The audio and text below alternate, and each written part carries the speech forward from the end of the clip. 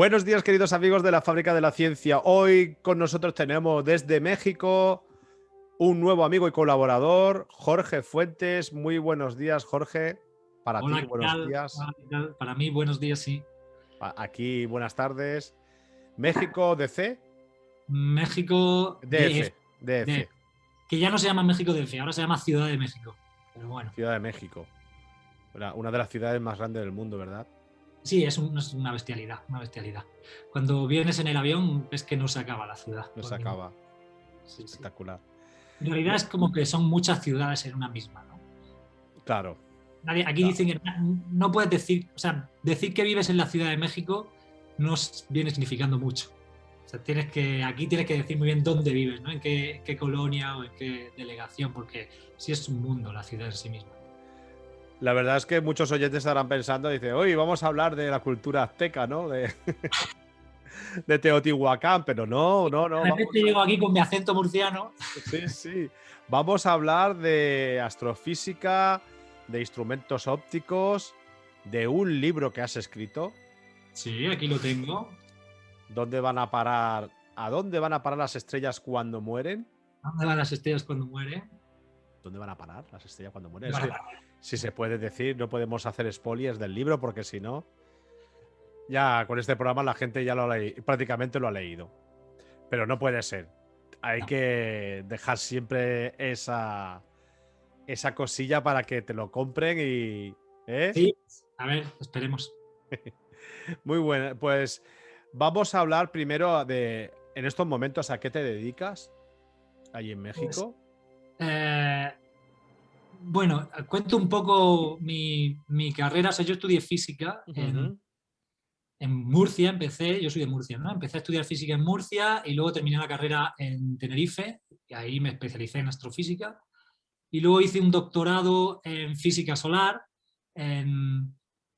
Pues mi doctorado tenía que ver como con los campos magnéticos alrededor del Sol y alrededor de los planetas y tal, pero al final resultó ser algo como demasiado teórico para mí, no sé, digamos que me desencantó un poco esa parte y cambié de carrera un poco. Algo que a mí siempre me había gustado mucho era la óptica y el tema de la instrumentación. Entonces, después de terminar mi doctorado, empecé a dedicarme a la instrumentación astronómica y al diseño, en particular al diseño óptico y también pruebas de laboratorio y tal, para telescopios e instrumentos astronómicos. Y eso es lo que me vine a hacer aquí en México, que llevo ya como 9 años haciendo en la Universidad Nacional Autónoma de México. Y me has comentado que hay un proyecto francés muy interesante. Háblanos de él. Sí, pues resulta que un grupo de Francia, de Marsella en particular, es como una colaboración entre Marsella y Toulouse, también tiene que ver con un grupo de China, pero bueno, el caso es que hay unos franceses que quieren poner un telescopio aquí en México y entonces yo les he hecho el diseño de todo el telescopio con el instrumento óptico y el instrumento infrarrojo, y es una cosa muy bonita porque en realidad esto está asociado a un satélite, a un telescopio que se quiere mandar al espacio, que es una colaboración entre Francia y China. Entonces, por poner un poco en contexto, Francia y China se ponen de acuerdo para enviar un satélite al espacio para observar unas cosas que se llaman destellos de rayos gamma, que son, si quieres, ahora te platico un poco más de lo que es eso, pero básicamente desde hace unas décadas se vienen observando en el cielo pues estos destellos, estos como explosiones o no sé, como destellos de rayos gamma, que la radiación gamma es la radiación electromagnética más energética, ¿no? Y no se sabía muy bien lo que eran. Ahora se sabe que estos rayos gamma tienen que ver con la muerte de estrellas supermasivas, ocurren en las explosiones de las estrellas más masivas o cuando colisionan dos objetos compactos, como por ejemplo dos estrellas de neutrones, colisionan y también dan uno de estos destellos de rayo gamma. Y nosotros no podemos observar los rayos gamma desde la Tierra porque la atmósfera nos protege de los rayos gamma, pero lo que sí podemos hacer desde la Tierra es observar las contrapartes visibles e infrarrojas de estos destellos de rayo gamma.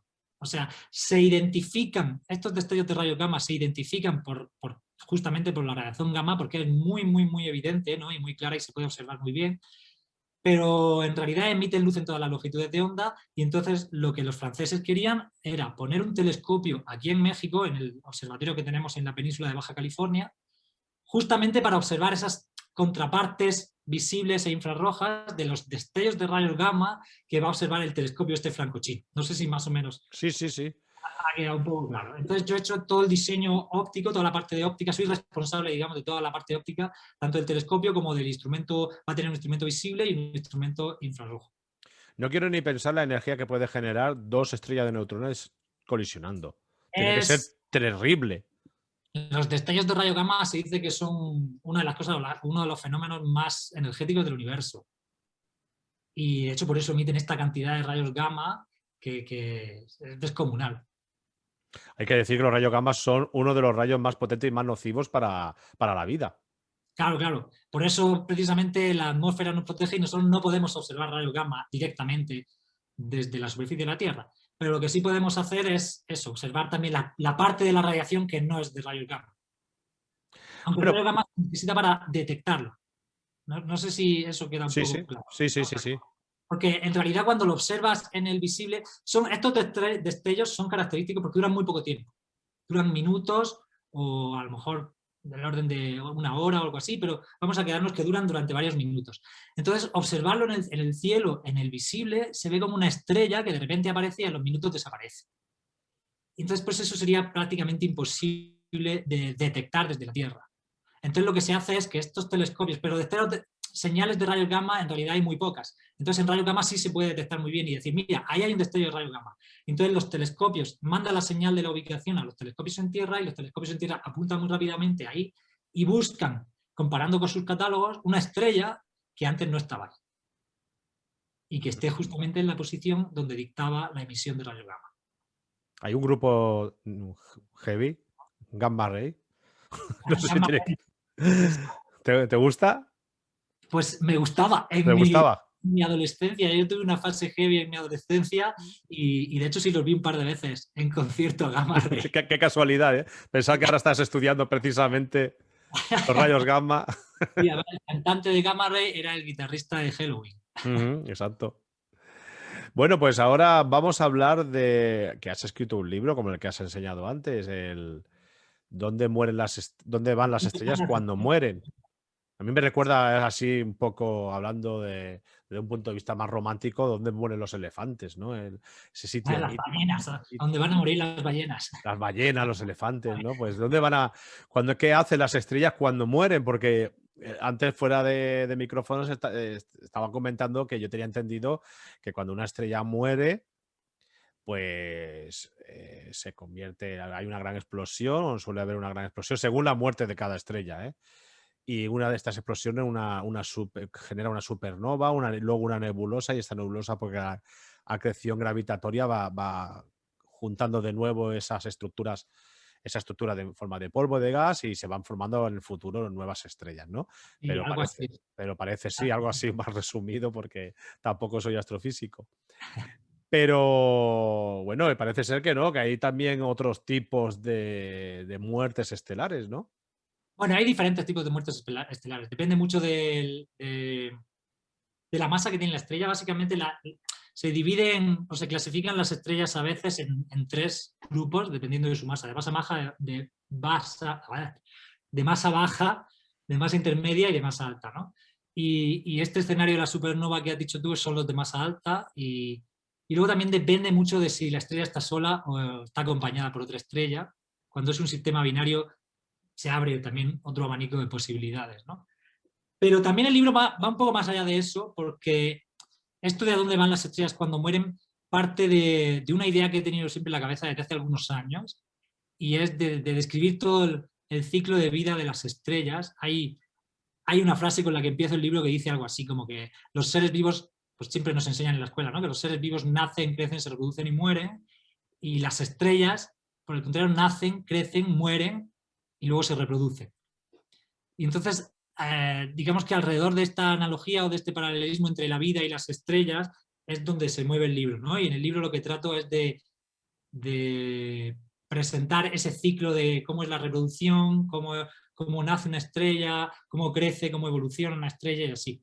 Pero justamente lo interesante del libro es que no es solo un libro de divulgación, sino que en realidad es como 50% libro de divulgación y la otra mitad es una novela, pues sí, es un libro de fantasía, ¿no? De ficción. Interesante. Entonces mezcla esas dos partes.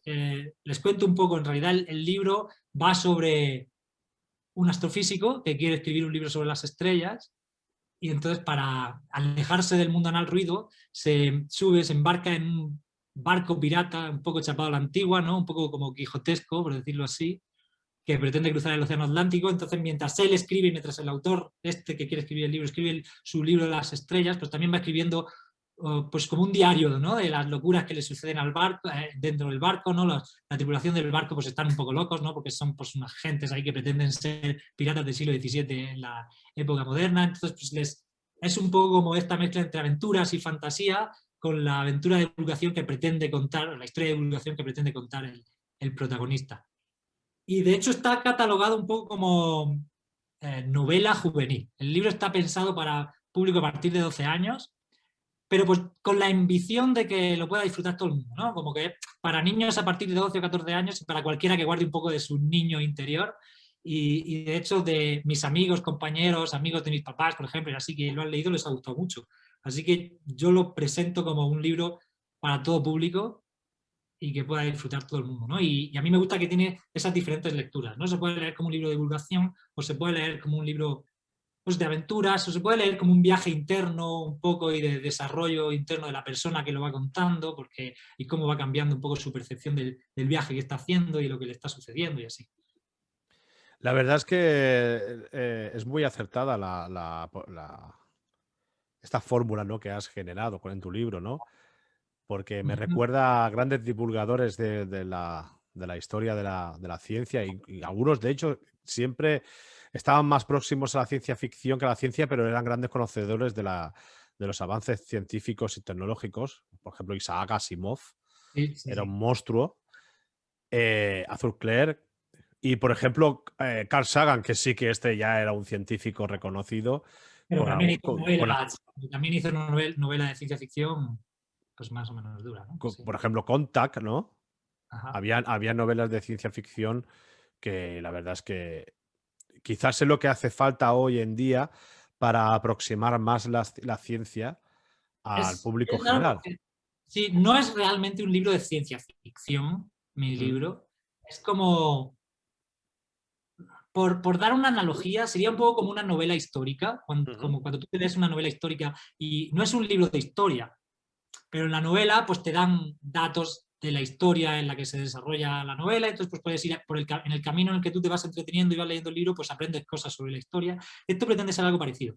Es una novela de ficción, pero en realidad es una novela, pues yo lo llamaría algo así como una novela de divulgación. Entonces, ujú. en lo que tú vas leyendo el libro y vas sumergiéndote en la historia del personaje, pues se te van contando cosas de divulgación pues directamente, un poco a la cara, ¿no? Sin ninguna justificación. O sea, digamos que una novela de ciencia ficción es como una historia para justificar el que tú quieras contar cierta cosa de ciencia ficción, mientras que aquí no hay ninguna justificación, simplemente el personaje quiere contar la vida de las estrellas, nada más Ujú, porque sí, ¿no? Y entonces lo va entremezclando con su diario de a bordo de este barco, ¿no? Entonces es como un concepto un poco diferente, siento yo.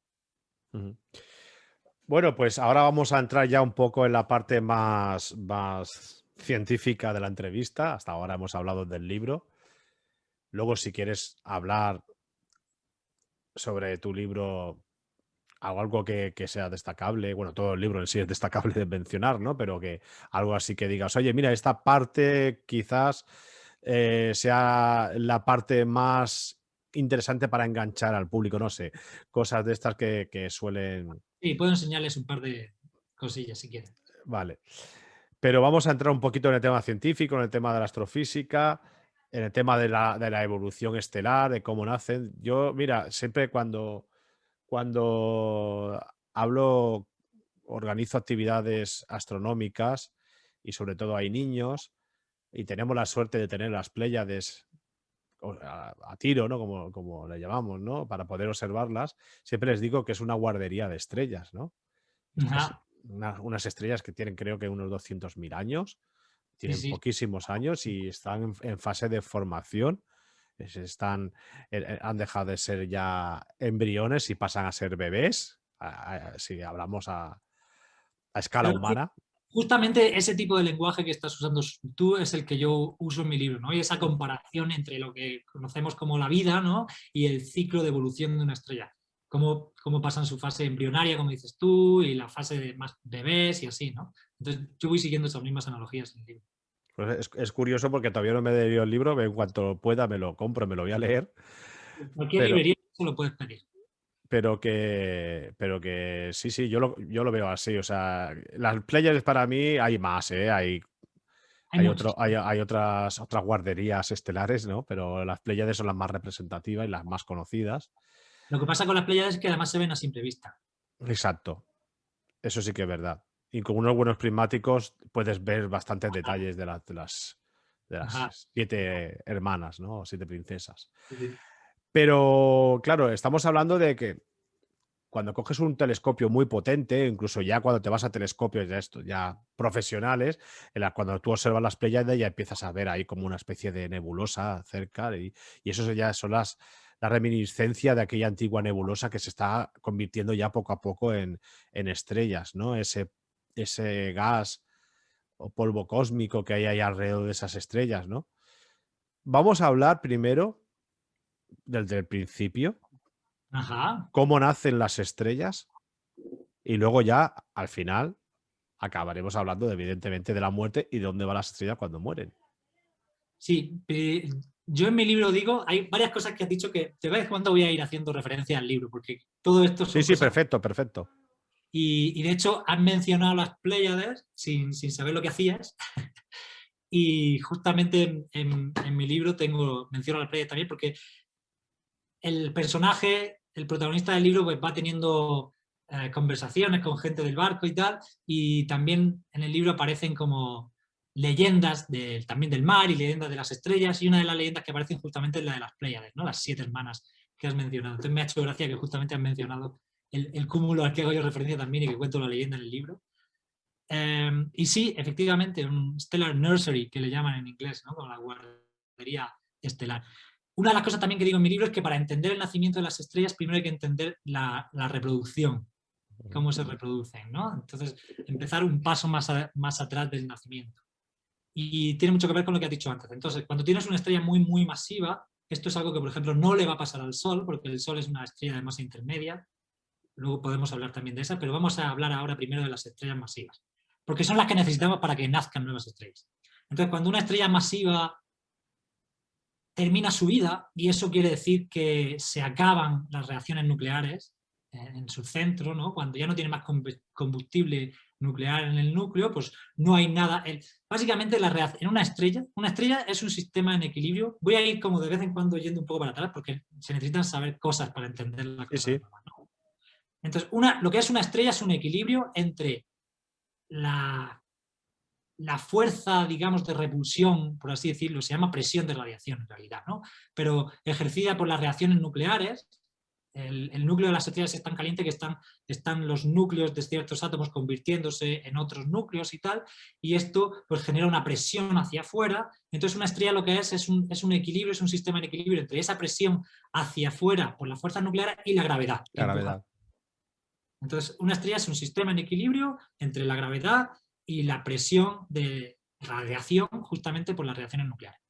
Cuando eso se acaba, cuando ya no hay nada más material en el núcleo para fusionar o has fusionado tanto que ya no puedes más, y típicamente en las estrellas grandes esto significa cuando ha llegado el hierro, cuando ya has convertido el material del núcleo en hierro, ya a partir de ahí no puedes seguir. Entonces ya no tienes esa presión hacia afuera y no tienes nada que contrarreste la gravedad.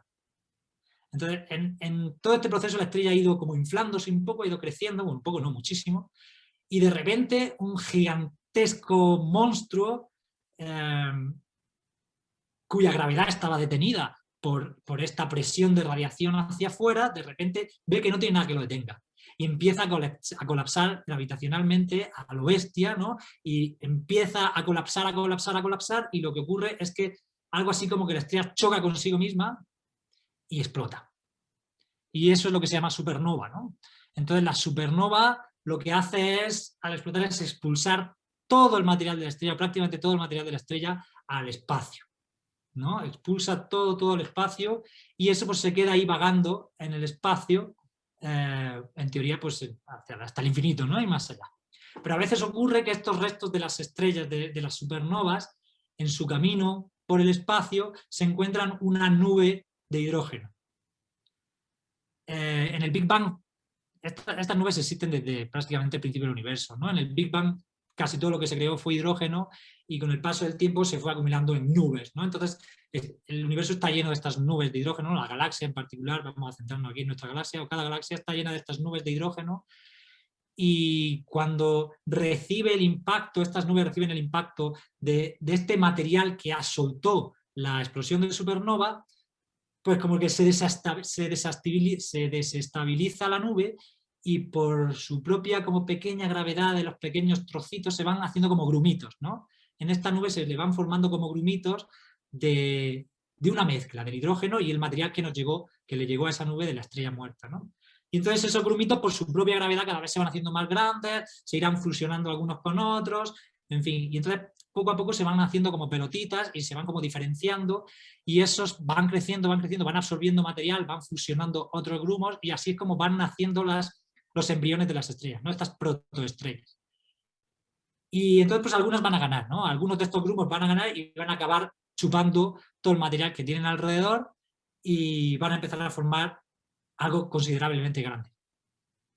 Y entonces cuando estas cosas se hacen suficientemente grandes, empiezan a calentarse en el centro y empieza a subir la temperatura y cuando la temperatura es mayor de como alrededor del 1.000.000 de grados es cuando empiezan las reacciones nucleares, es cuando el hidrógeno, en particular el hidrógeno, se empieza a convertir en helio y cuando se prende esa reacción nuclear es que decimos que ha nacido la estrella, ¿no?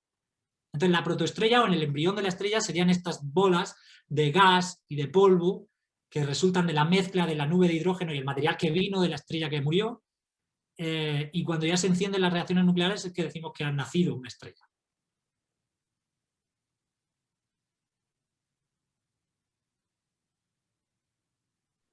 Hay un momento mágico también en estos primeros inicios de una estrella que se ha podido observar y fotografiar los anillos protoplanetarios. Esto es para mí. Yo una vez le puse una fotografía a unos chicos y chicas de la ESO, de cuarto de la ESO, y le puse una fotografía de un anillo protoplanetario con una estrella en el medio y les dije que veía en nadie absolutamente nada, ¿no?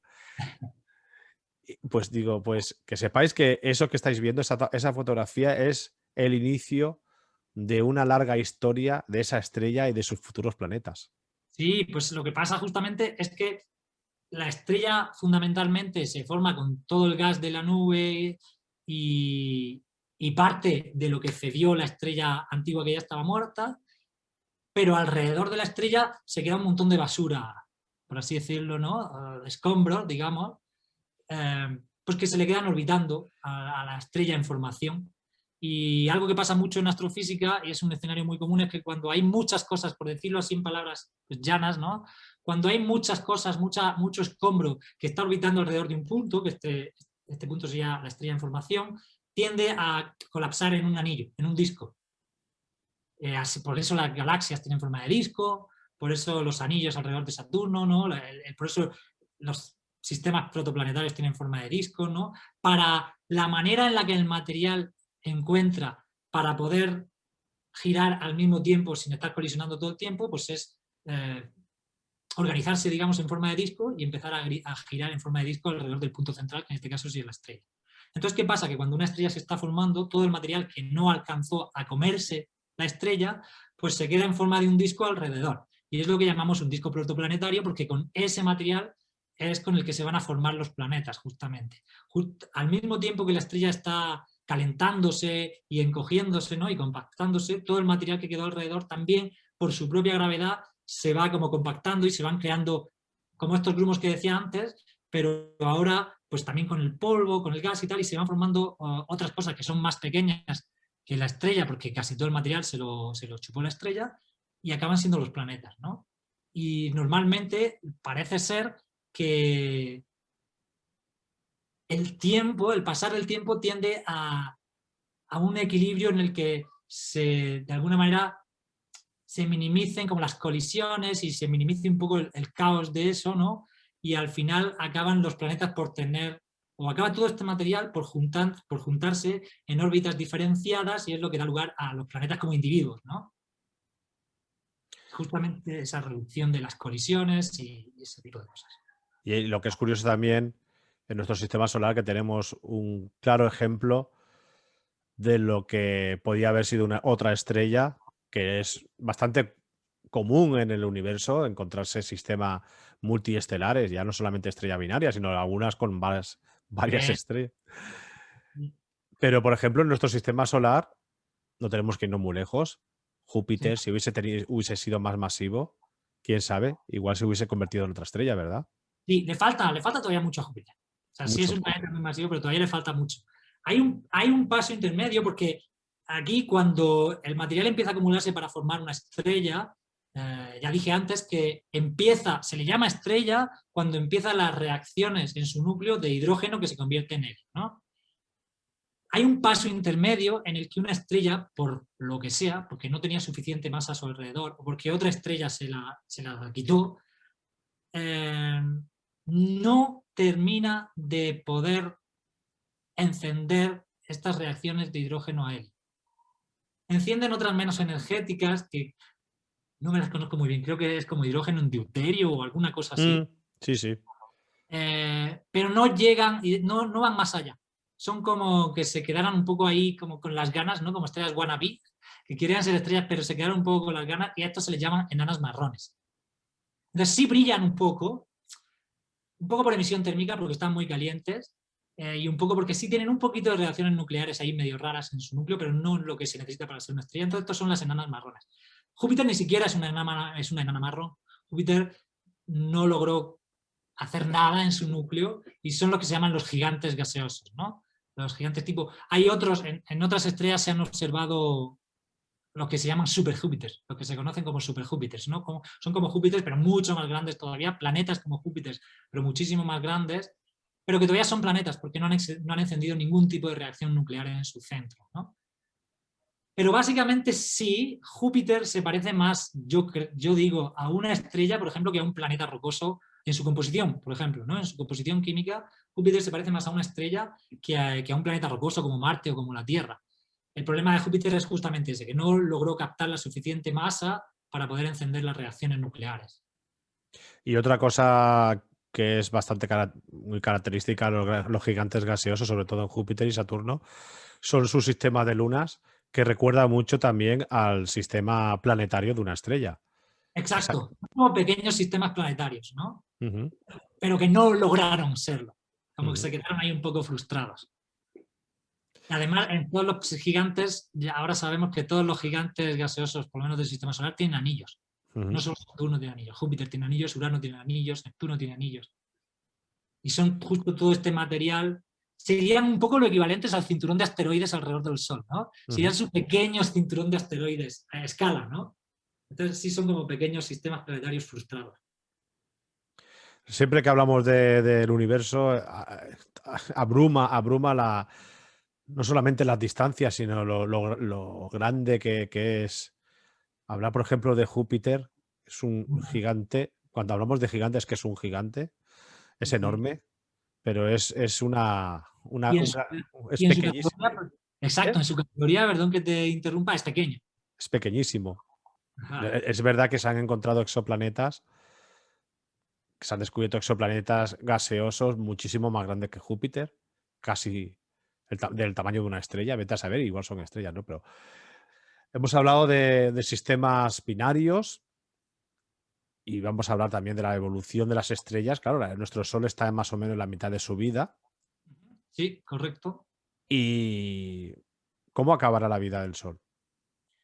Sí, entonces, antes decía que las estrellas de masa alta eh, son las que explotan, ¿no? En estas supernovas y entonces son el motor un poco de la reproducción estelar, ¿no? Porque son las que con Ujú. estas restos que envían al espacio eh, dan lugar a estas inestabilidades en las nubes que hace que se formen nuevas estrellas. Pero eso no pasa con el Sol. Entonces las estrellas, el Sol es una estrella que conocemos como estrellas de masa mediana, de masa intermedia, Y lo que pasa en el Sol es que no tiene tanta masa como para acabar la cadena de reacciones nucleares que ocurren en las estrellas de masa alta. Decía que en las estrellas de masa alta la cadena esta de reacciones nucleares y de fusión nuclear acaba cuando se fusiona lo que se tenga que fusionar en hierro.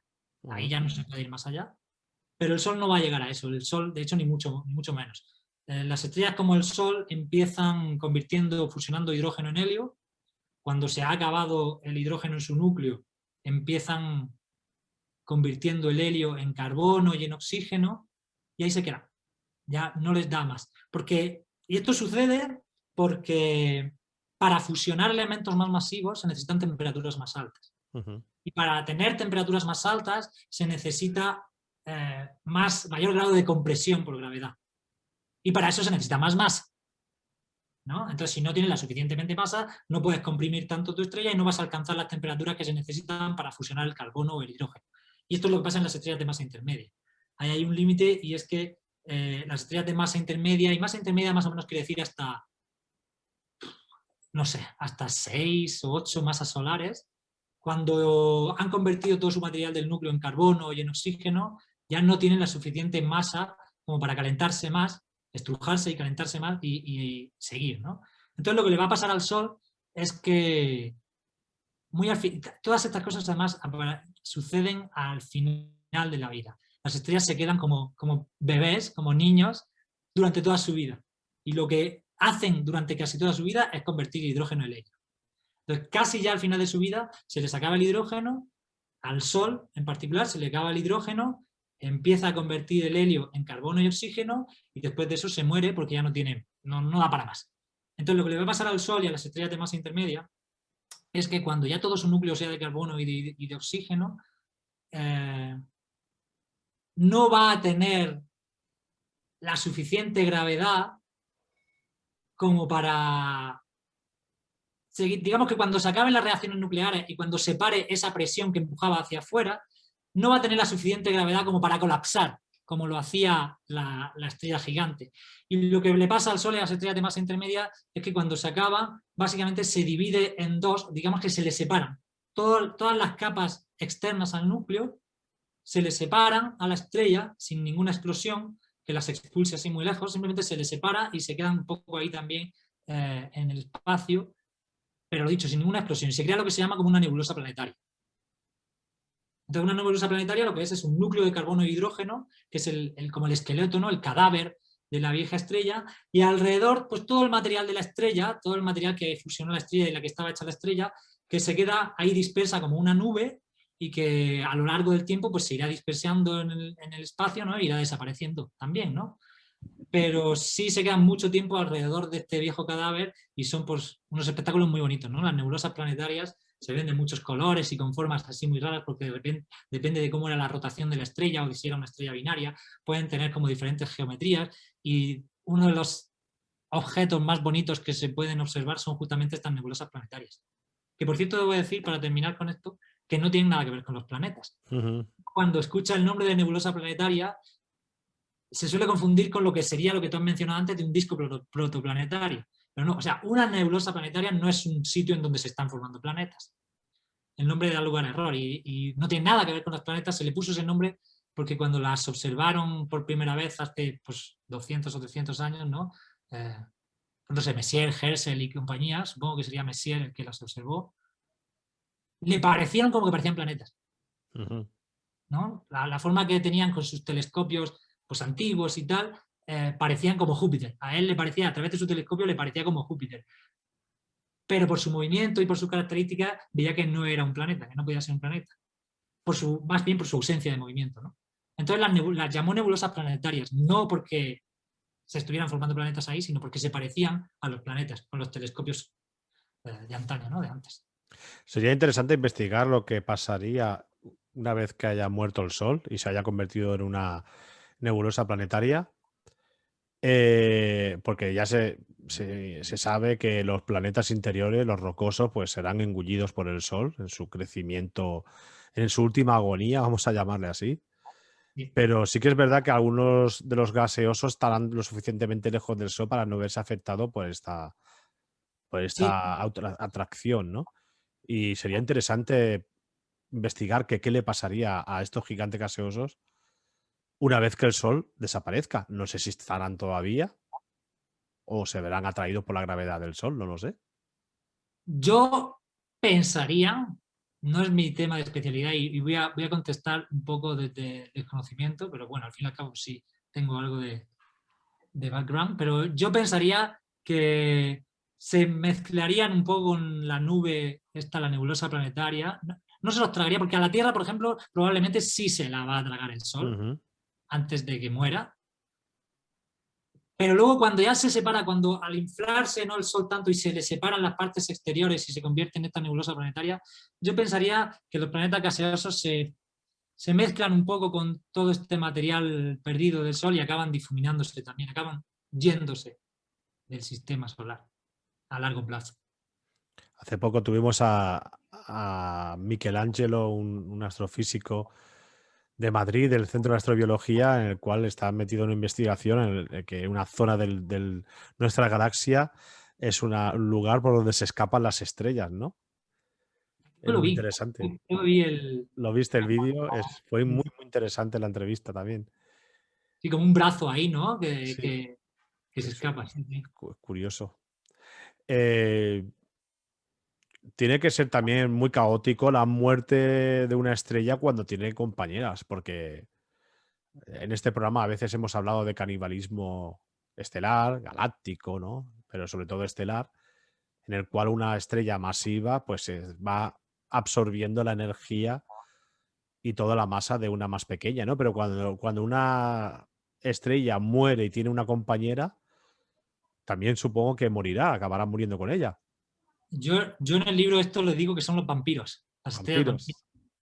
Porque hay algunas estrellas que cuando mueren, después de morir, justo gracias a la compañera, resucitan un poco. Como que le chupan su esencia, ¿no? Y vuelven a resucitar, entre comillas, ¿no? Durante un periodo corto. Y son las predecesoras de un tipo diferente de supernova. Entonces, lo que ocurre, uno de los escenarios, porque hay diferentes tipos de escenarios, ¿no? Pero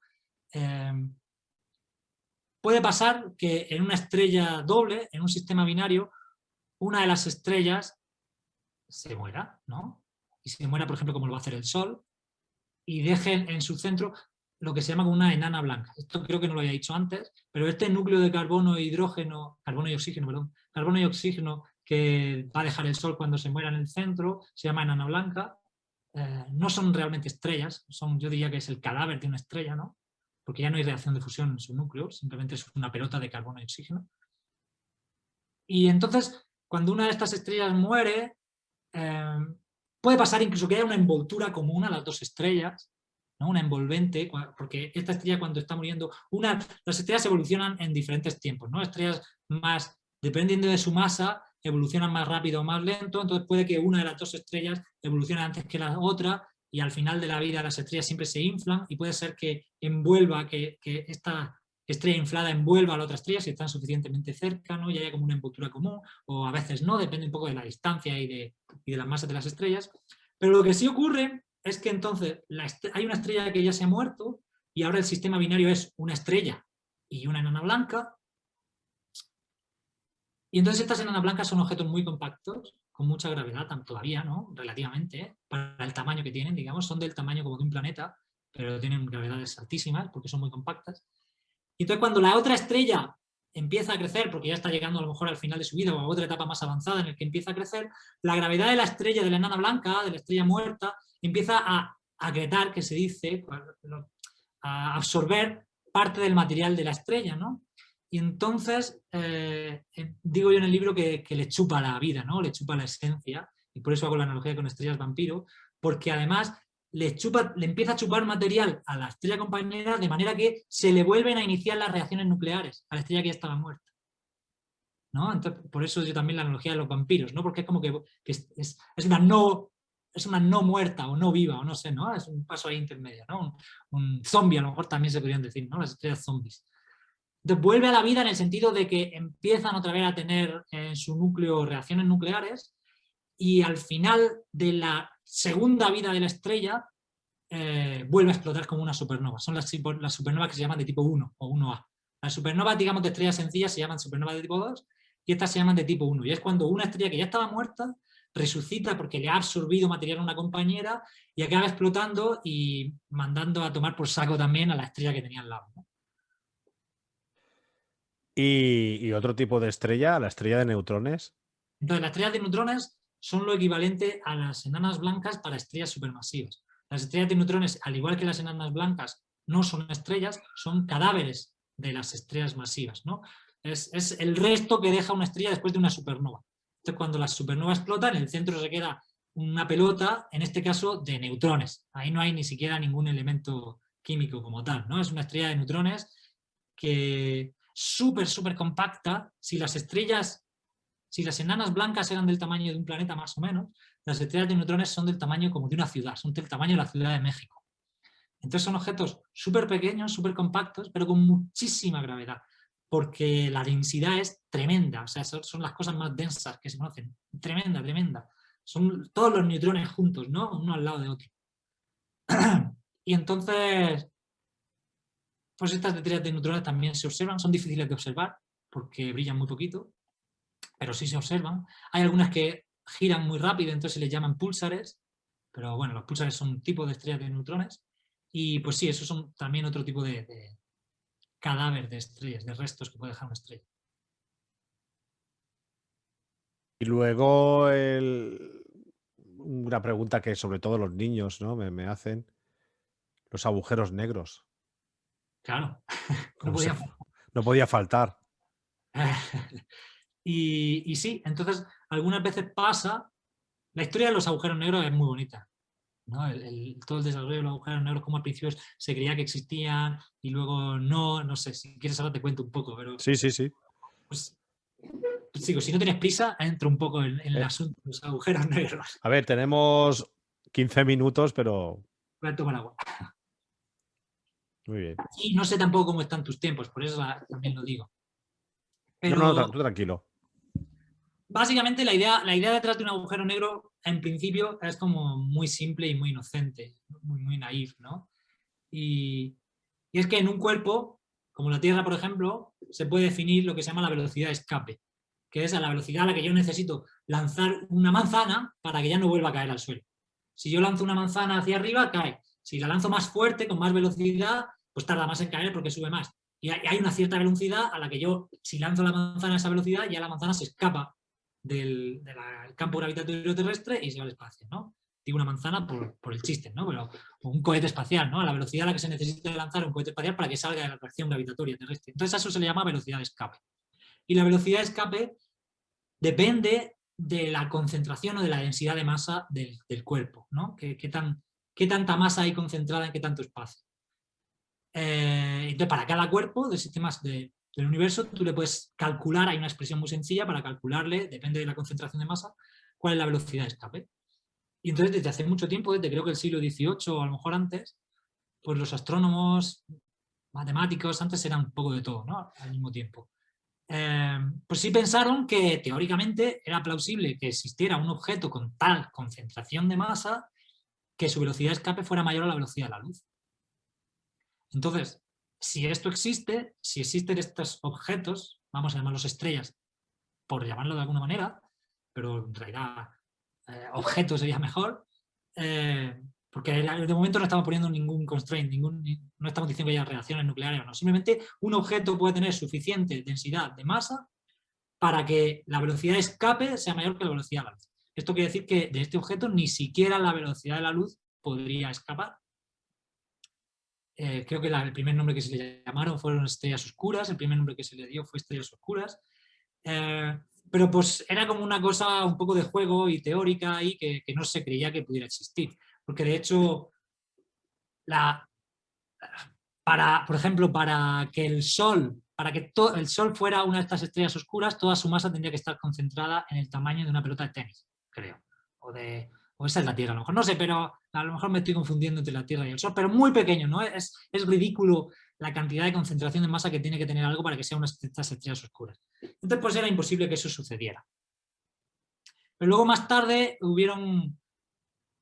gracias a la relatividad general de Einstein y a un físico que se llamó, ¿cómo se llamaba?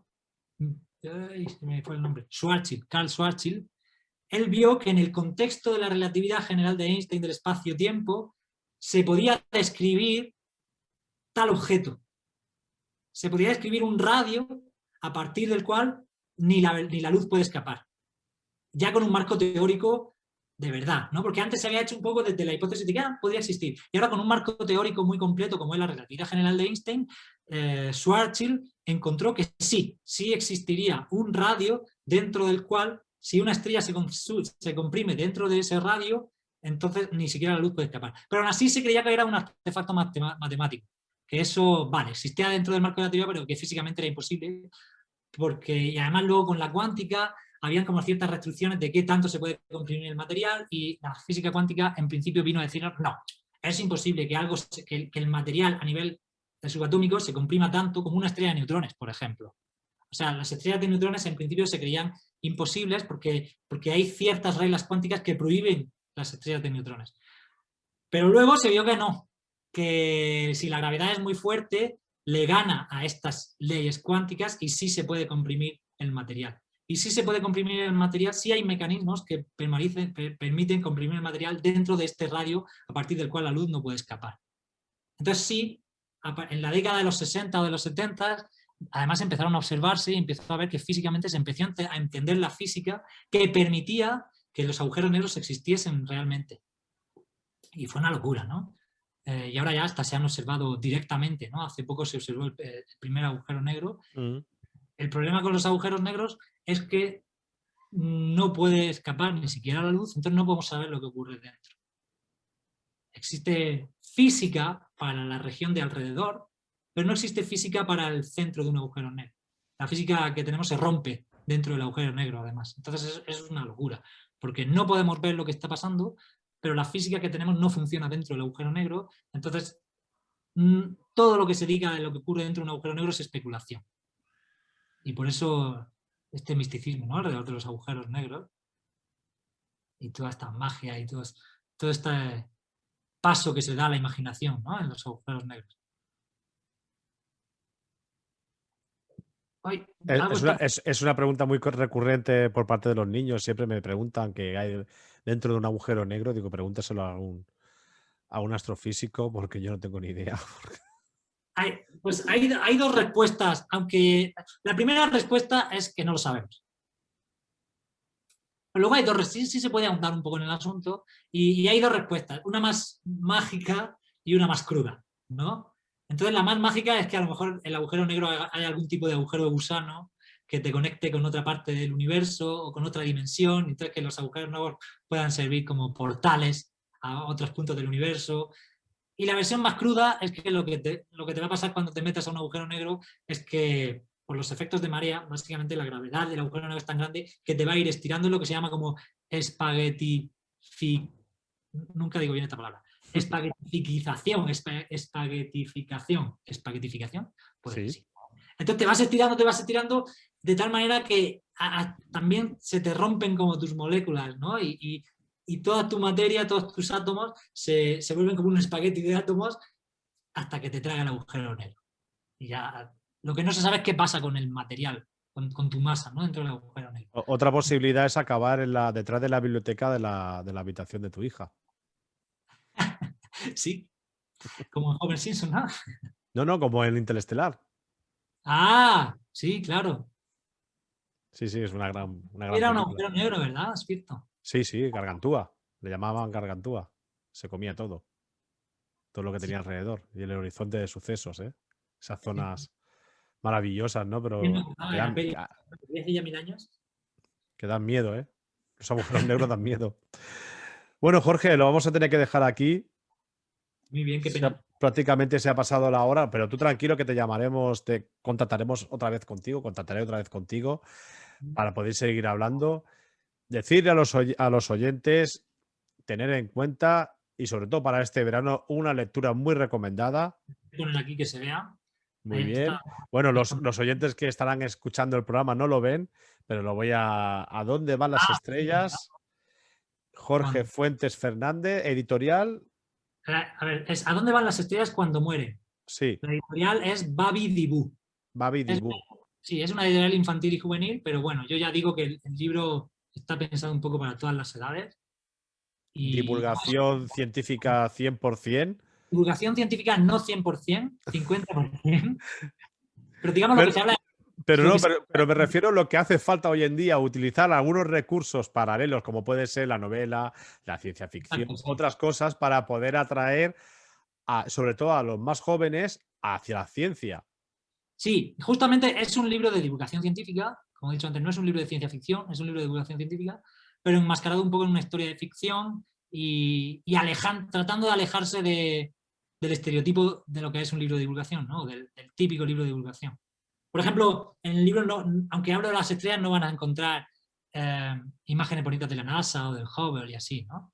Tiene ilustraciones que he hecho yo mismo, tiene unos dibujitos que hice yo a lápiz y luego los digitalicé yo y tal, pero son más como para acompañar al texto que de vez en cuando para ilustrar algún concepto físico, ¿no? Pero son más como detalles que acompañan al texto. Yo sé de una niña que le va a encantar, que es mi hija África, ¡Ay, qué bueno! que a ¿Qué los edad tiene? 11 años. Pues justo está ahí. A los oyentes desde hace muchos años de la Fábrica de la Ciencia la conocen porque era la que ponía la voz en la antigua intro de la Fábrica de la Ciencia y ponía la voz de la Fábrica de la Ciencia. Un día de eso la voy a recuperar otra vez, esa voz cuando tenía 3 años, imagínate. Pero bueno, yo creo que le va a gustar mucho ese libro, porque le Sí, gustan las historias de viajes y... está en la Casa del Libro, en FNAC, en el Corte Inglés y en todas las librerías pequeñas, hasta donde yo sé. A lo mejor no lo tienen ahí en stock, pero lo pides y te lo traen. Muy bien. Muchísimas gracias, Jorge, Gracias a ti. y un saludo desde España para México. Sí, y un saludo desde aquí en México. Muchas gracias por todo. Gracias a ti.